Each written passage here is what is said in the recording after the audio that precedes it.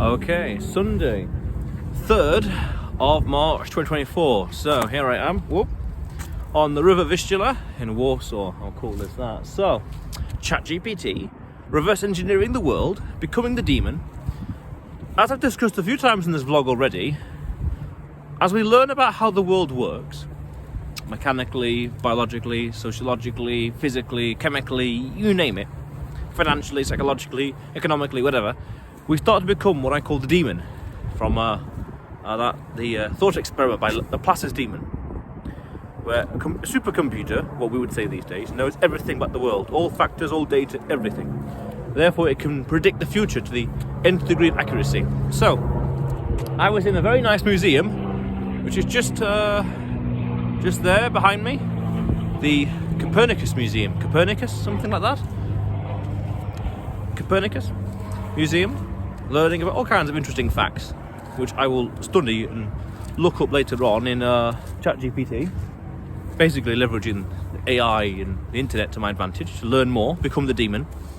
So I was just taking all kinds of concepts and interesting little worthwhile words and phenomena, in science, whatever else, and I want to look up them for ChatGPT, look at the principles of them, like 10 key first principles, and look at how I can reverse engineer it for education and also use it for creating educational homework for clients, for students, because I'm very interested in reverse engineering all kinds of concepts that are unrelated to education and trying to find the core elements, the core principles using ChatGPT to then apply those into education, apply those into business, and inadvertently becoming the demon, which is cutting edge stuff, because we want to find things that are totally unrelated to education, totally unrelated to business, and apply it into life, and apply it into business.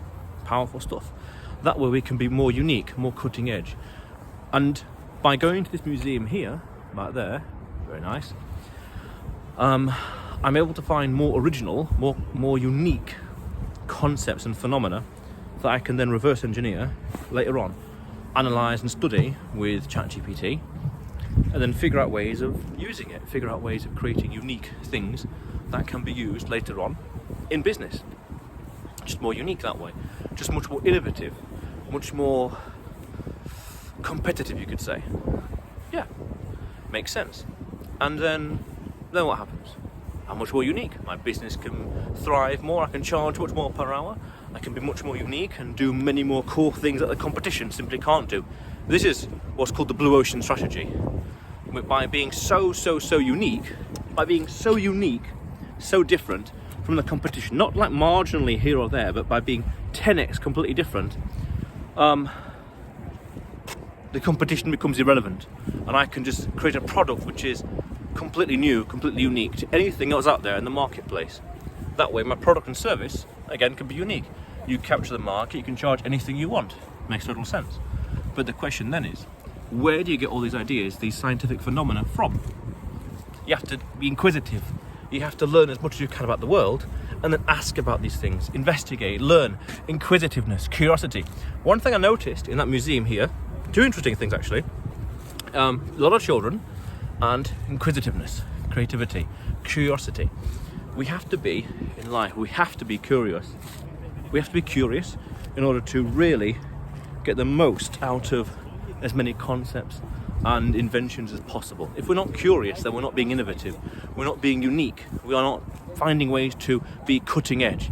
We're not finding ways to push the frontier of mankind into the next level. And ultimately, if you think about it, big picture, not the space age, everything I feel, interesting side note, I feel that everything that mankind does, we're pushing ourselves to the next frontier. Space, moon, Mars, everything. And everything we do, by being as unique as possible, pushes mankind to the next level.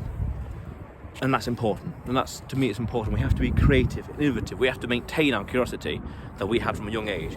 We have to be unique as possible.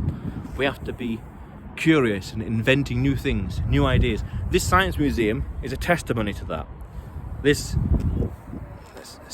great scientist hundreds of years ago was breaking the model, breaking the trend and doing unique things that were unorthodox. And we have to continue that. That kind of like mindset is fundamental to everything. To not be, let's say, basically not be mediocre, to be high quality, high value, create something long lasting. We have to be unique. We have to have original thoughts, original content, original ideas. That way we can apply the blue ocean strategy and just be completely unique and blow the competition out of the water. Oh, that's the Warsaw football stadium as well in the distance. Very nice. Other interesting thing, a lot of children were there. So interesting side note, observation. A lot of children were there, and that seems quite healthy for a society. Makes sense. Have a lot of children, large family, very healthy. I might have to do a video one day talking about my thoughts about overpopulation, whatever else, but that's another video for another time. But I really like this idea that I've kind of talked about a lot on this vlog so far, about becoming the demon, learning as much as you can about the world, learning about fluid dynamics and how water works and how that can be reverse engineered into business or into life. These core scientific principles that are axioms, that are facts that can't be disproven because they're just laws. They're repeatable on demand, that anyone can do it at any time. How can we apply those concepts into life, into business, into everything? And it's an absolute gigantic mountainous scale of data to go through, and ideas and innovation, but it's totally possible. But I currently have this like 800-page document that I've just gone through on ChatGPT. Just copy and paste, get ideas, copy and paste, data entry, and I need to go through it, analyze and think and imagine and strategize and be creative, to be innovative. And that's the blue ocean strategy. And then that way my business is more unique, my service, my unique selling point is even more unique, competition becomes increasingly irrelevant, and the business grows because I'm just 10x better than the competition. Again, blue ocean strategy. Makes sense. So we are becoming the demon, and this museum just there, good example of that.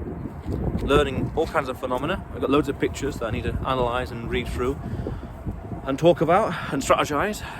But then it's all part of the adventure. You just become unique and the business grows. How cool is that? So the more science we know, the more unique we can be. How cool is that? But otherwise then, from Warsaw, Poland, the Vista, how cool is that? You will see me tomorrow.